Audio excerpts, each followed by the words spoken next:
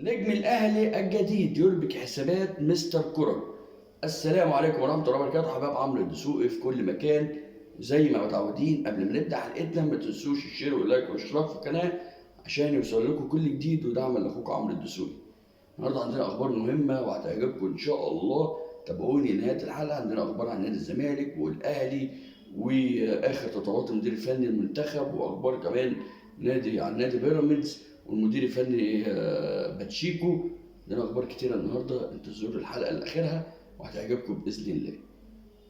نبدا باخبار نادي الزمالك. طبعا الزمالك النهارده بدا يعلن بشكل رسمي عن نجومه وعن صفقاته، واولهم طبعا عبد الله السعيد وكمان ناصر ماهر بشكل رسمي، واعلنوهم بفيديو تقديمي بشكل كويس. وربنا يا رب ان شاء الله يوفق ونشوف الزمالك احسن ومنافس يرجع تاني، منافس للنادي الاهلي. زي ما قلت لكم قبل كده، الكره المصريه اتعودت على الاهلي والزمالك وهتفضل طول عمرها متعوده على الاهلي والزمالك. ايا كان حد داخل جديد ملهاش طعم غير باهلي وزمالك وقطبين وتنافسات. والزمالك طول ما هو قوي او بيبقى منافس قوي، الاهلي بيبقى اقوى واقوى وبيقوى بالكلام ده كله. طول ما الزمالك بيبعد، الاهلي تحس ان رتمه بيهدى ومفيش حد غيره على الساحه. ايا كان مين، مفيش حد بيقدر ينافس النادي الاهلي. فالزمالك رجوعه هيرجع الاهلي اقوى، يبقى فعلا عندنا كوره في مصر والاهلي يلاقي له منافس كبير زي الزمالك. فطبعا تم تقديم النهارده زي ما قلت لكم الصفقات الجديده وصفقه ورا الصفقه. طبعا الزمالك عمل حوالي ما يقرب من 11 صفقه، وحوالي كمان مشي حوالي 112 لعيب مشاهم، وطبعا شكرهم على الفتره اللي قدوها. خبر عن زيزو. في اقاويل وكانت كلام ان زيزو مستنيين بعد كمان اتمام الصفقات كلها والدنيا خلاص تكمل في النادي، ان زيزو ماضي مع فريق الشباب السعودي وخارج، هيمشي الفتره دي، الفتره الشتويه، في الفترات الشتويه. انا بقول لكم لا، الكلام ده مش مظبوط. زيزو مكمل لاخر السنه، ده بالاتفاق مع مجلس اداره نادي الزمالك انه مكمل اخر السنه، وبعد كده هيبداوا ينظروا في احترافه، او لو عايز يحترف يحترف مفيش مشكله، بس يكمل مع نادي الزمالك الست شهور المتبقيين دول. فزيزو مش ماشي الفتره دي، عشان الناس اللي بتسال كتير عن زيزو مكمل ولا ماشي. مفيش الكلام ده، اتفاق بينه وبين مجلس الاداره، وزيزو موافق على الكلام ده وان هو يكمل، وبعد كده لو عايز يحترف مفيش اي مشكله خالص. الزمالك مش هو في طريقه ويحترف اخر السنه دي. طبعا زي ما قلت لكم، انت عندك في 2 لعيبه مش هيشتركوا في بطوله افريقيا، مش هيلعبوا ان لعبوا مع فرقهم، هم عبد الله السعيد وناصر ماهر.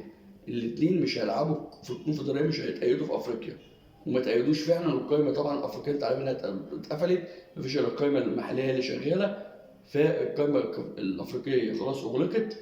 وناصر ماهر وعبد الله السعيد خارج القائمه الافريقيه ان هم شاركوا مع فرقهم، فبالتالي هيلعبوا في الدوري فقط لا غير الست شهور اللي جايه.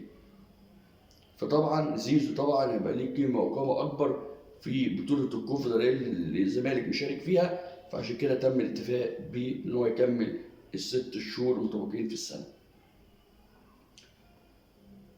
طبعا انتوا عارفين ان الزمالك اتعاقد وبرضه اعلن عليه امبارح بشكل رسمي من خلال الصفحه الرسميه لنادي الزمالك، وهو المدير الفني جوميز البرتغالي، ومعاه 2 مساعدين ومدرب حراس مرمى ومدرب احمال.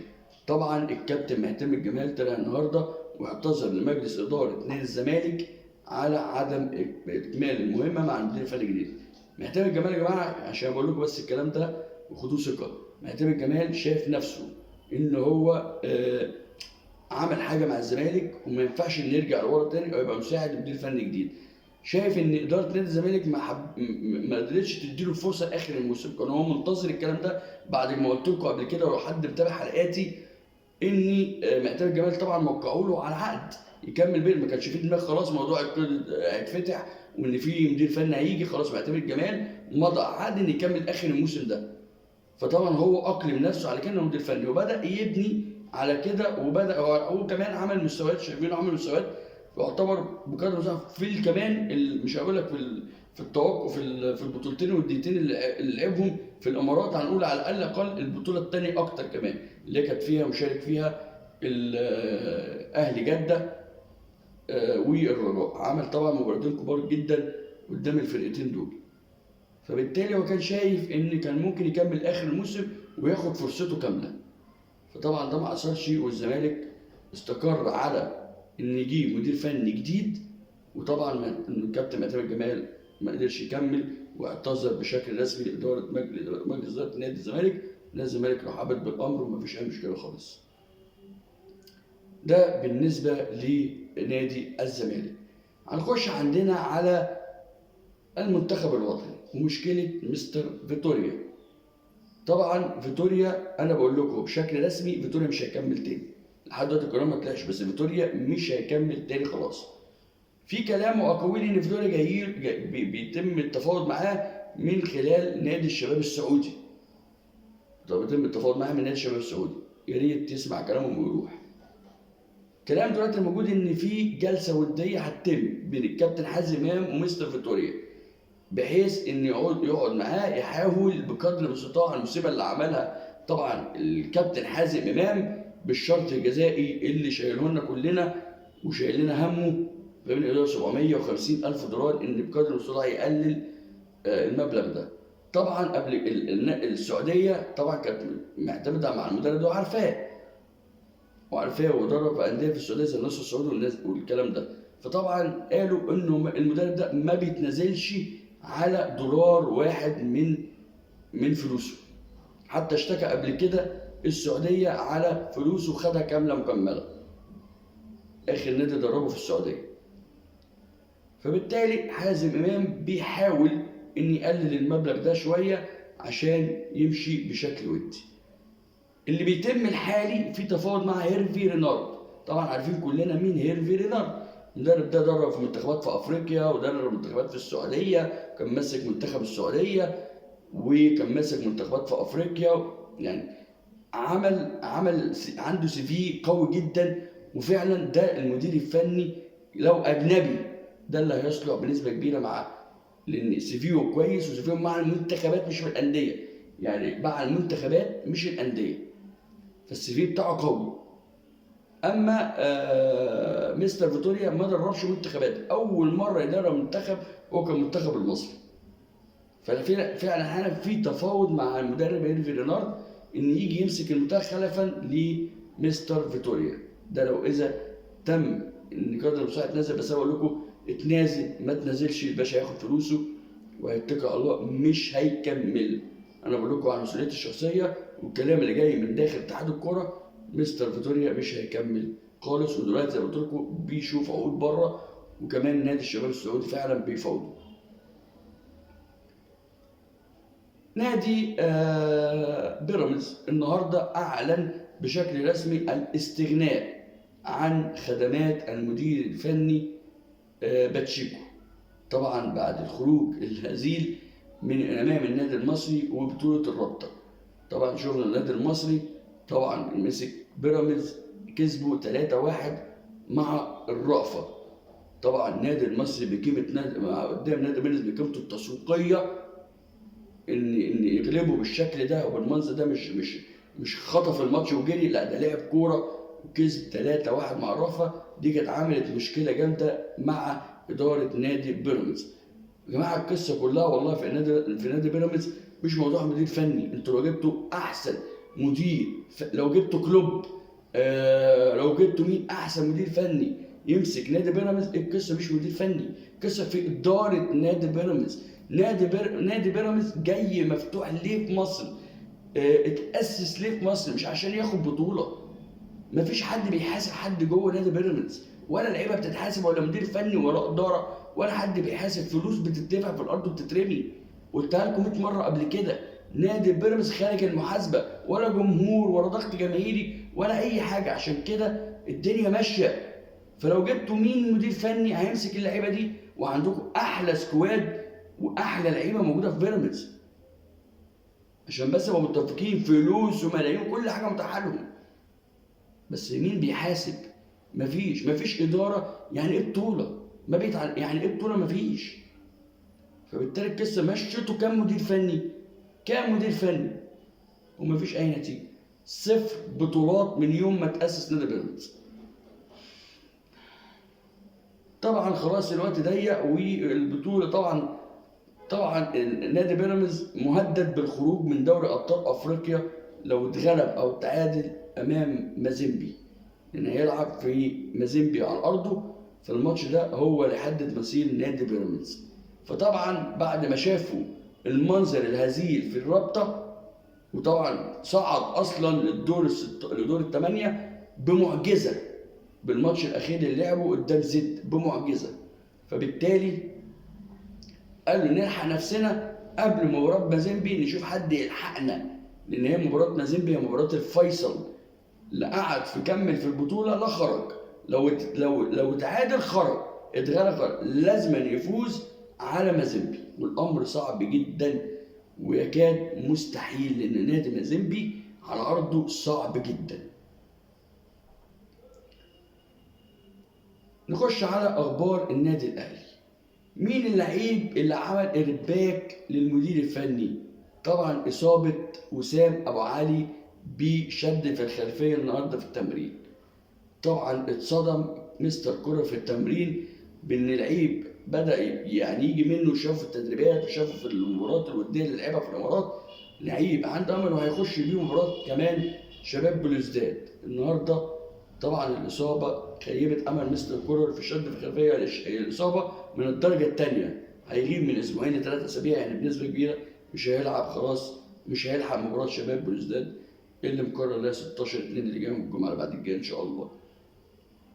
فدي عملت ارباك لمستر فيتوري. في 2 لعيبه خلال ساعات هيتم التعاقد معاهم وهيتعلن عنهم بشكل رسمي من النادي الاهلي، المهاجم وباك يمين.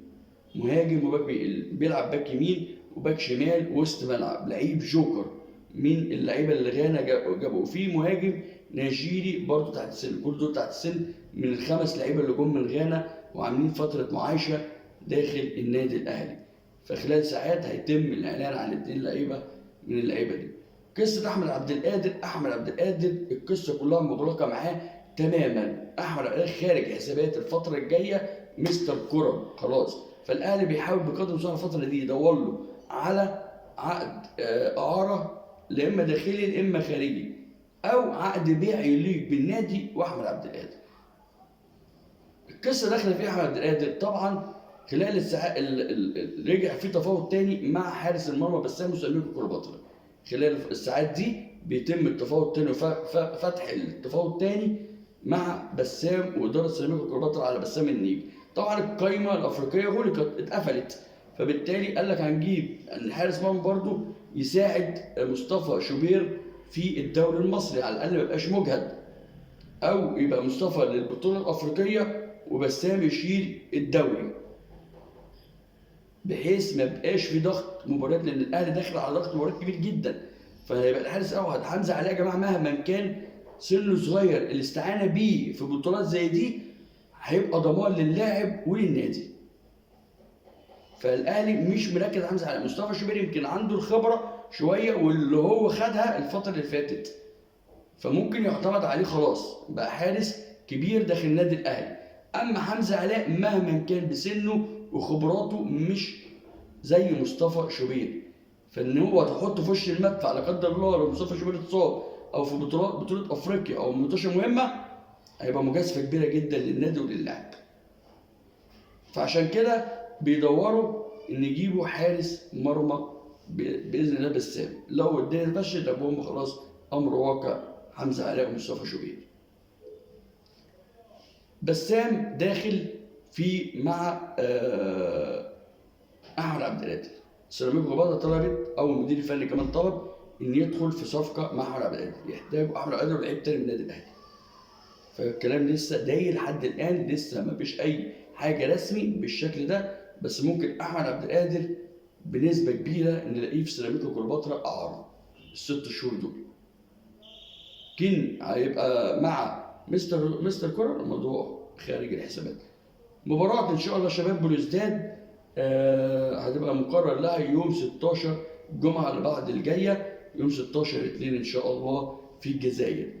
طبعا اتحاد الكورة قرر بشكل رسمي وإقامة مباراة نهائي كأس مصر المقرر بين الأهلي والزمالك، ده مقرر يوم 11/3، بنسبة كبيرة هتبقى أول يوم رمضان. كل سنة وانتم طيبين والشعب الإسلامي كله بخير يا رب، ويعود عليكم بالخير وبركات إن شاء الله، ورب يكون أخبارنا عجبتكم، وأشوفكم في أخبار جديدة مع عمرو الدسوقي.